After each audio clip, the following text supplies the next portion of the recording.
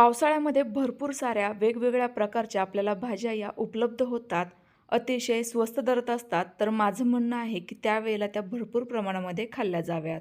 आणि म्हणूनच तर मी आज बनवतीये मस्त अशी हिरवीगार ही ताजी टवटवीत करडईची सुक्की भाजी, तेही डब्याकरिता. खूपच कमी घरगुती साहित्यांमध्ये झटपट तयार होणारी असल्यामुळे अगदी घाईच्या वेळी देखील तुम्ही ही बनवू शकता.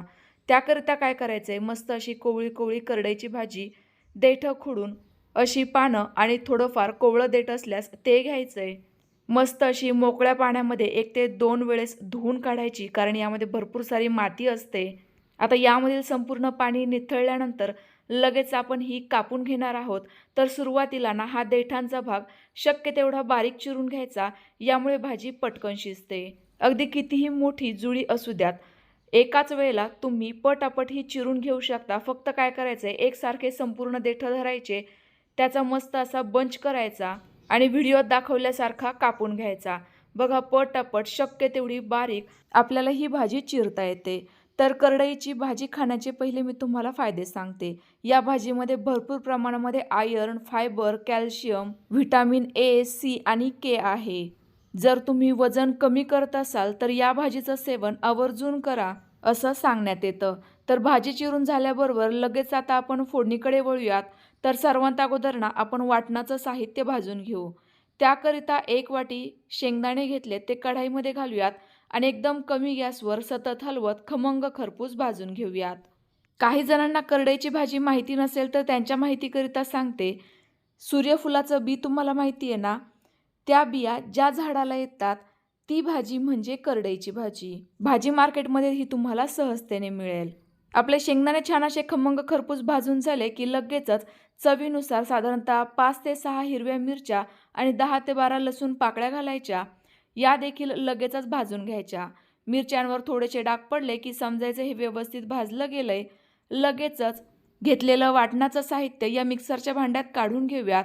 आपल्याला हे वाटण ना अजिबात पाणी न घालता थोडंसं जाडसर मिक्सरला फिरवून घ्यायचंय. यातील जे शेंगदाणे आहे ना ते थोडेसे जाडसर राहायला हवे, जे भाजी खाताना खूप जास्त चविष्ट लागतील. कढाई आपली गरम आहे, त्यामुळे लगेचच फोडणीकडे वळूयात. त्याकरिता सेम कढाईमध्ये 1 पळी तेल, अर्धा चमचा जिरे घातले. मोहरीचा या भाजीमध्ये वापर होत नाही.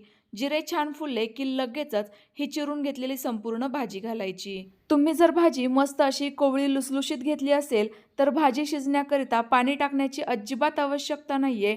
भाजीला लगेचच पाणी सुटायला लागतं. पण जर थोडीशी निब्बर भाजी असेल तर अगदी पाव कप पाणी तुम्ही घालू शकता. तर बघा आत्ता जरी ही भाजी तुम्हाला जास्त प्रमाणात दिसत असेल तरी देखील शिजल्यानंतर ही फार कमी होते. त्यामुळे लगेचच भाजीमध्ये मीठ घालण्याची घाई करायची नाही. थोडीशी पहिले ही शिजवून घ्या, तुम्हाला जेणेकरून अंदाज येईल भाजी कितपत होणार आहे आणि मग त्या अंदाजानेच मीठ घाला. तर बघा आपली ही भाजी छान अशी तेलात परतून घेतल्यानंतर ही बऱ्यापैकी कमी झाली आहे. आता यामध्ये चवीनुसार किंवा गरजेनुसार मीठ घालूयात. या भाजीमध्ये आत्ताच मीठ घातलं ना तर भाजी शिजण्याकरिता देखील मदत होईल. तिला पटकन पाणी सुटेल आणि पटकन ही भाजी शिजेल. पुन्हा एकदा ही व्यवस्थित अशी मिक्स करून घेऊयात आणि लगेचच यावर झाकण ठेवून एकदम कमी गॅसवर ही शिजवून घेऊयात. तर तुम्हाला दिसलं असेल आता या भाजीला थोडंसं पाणी सुटलेलं आहे. तर आपल्याला ही भाजी या वाफेवरच शिजवून घ्यायची आहे. आता एवढ्या वेळामध्ये आपलं वाटणाचं साहित्य थंड झालेलं होतं, ते लगेचच मी मिक्सरला फिरवून घेते. तर बघा अगदी एखाद्या सेकंदाकरिताच मिक्सर फिरवायचा, तर अशा पद्धतीचं आपलं जाडसर वाटण तयार होईल. तर बघा एवढ्या वेळामध्ये आपली ही भाजी काही प्रमाणामध्ये शिजलेली आहे. तुम्हाला बऱ्यापैकी ही आकसल्यासारखी किंवा कमी झाल्यासारखी दिसत असेल आणि भाजीला पहिल्यापेक्षा अजून थोडंसं जास्तीचं पाणी देखील सुटलंय. आता ही कढाईमध्येच एका साईडला सरकवून देऊयात, कारण आपल्याला यामध्ये लगेचच वाटण घालायचंय.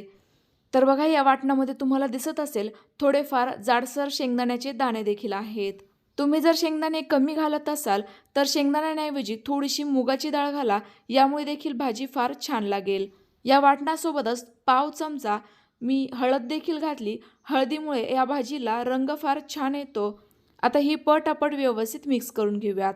जर तुम्हाला या भाजीमध्ये मुगाची डाळ घालायची असेल तर ज्या वेळेला आपण भाजी शिजायला घातली होती ना त्याच वेळेला डाळ घाला आणि सोबतच ती जर भिजवून घेतलेली असेल तर डाळ पटकन शिजेल. अन्यथा थोडासा वेळ जास्तही लागू शकतो. पटापट हे व्यवस्थित मिक्स करून घेऊयात. तर बघा आपलं वाटण आणि भाजी अगदी छान अशी व्यवस्थित एकजीव झालेली आहे. पण आपली ही भाजी ना अजून थोडीशी शिजायची बाकी असल्यामुळे पुन्हा एकदा यावर आता झाकण ठेवते आणि एकदम कमी गॅसवर फक्त 2 मिनिटाची वाफ काढून घेते. तर बघू शकता 2 मिनिटांनंतर आपली ही करडईची भाजी मस्त अशी सुक्की तयार झाली आहे. या भाजीतील एखादं देठ ना असं बोटांवर दाबून बघायचं, म्हणजे मग भाजी शिजले की नाही हे समजतं. बघा व्यवस्थित हे दबलं गेलंय, याचा अर्थ आपली भाजी अगदी व्यवस्थित अशी शिजलेली आहे. तयार झालेली भाजी बाजरीच्या भाकरीसोबत तर एक नंबर लागते, पण चपातीसोबत देखील आपण ही खाऊ शकतो. तुम्हाला आजची ही झटपट तयार होणारी चविष्ट करडईची भाजी कशी वाटली कमेंट्स करून नक्की कळवा.